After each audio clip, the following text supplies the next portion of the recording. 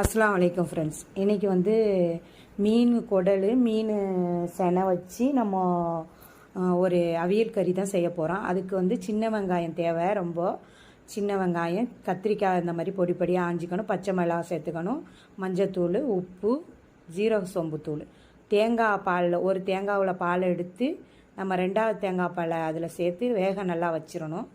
வெந்த பிறகு நம்ம அரிசியை பொரிச்சா பொரி அரிசின்னு சொல்லுவோம் எங்கள் ஊரில்.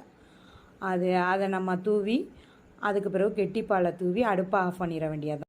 எங்கள் ஊர் பக்கம் இந்த அவியக்கறி நாங்கள் அதிகமாக செய்வோம் மீன் வாங்கணும்டா. ஆனால் எந்தெந்த மீனில் செய்யணும்டா, விரா மீனில் உள்ளதும் கூரை மீனில் உள்ள செனை குடலும் தான், ரெண்டு மீன்லேயும் தான் அது செய்யலாம்.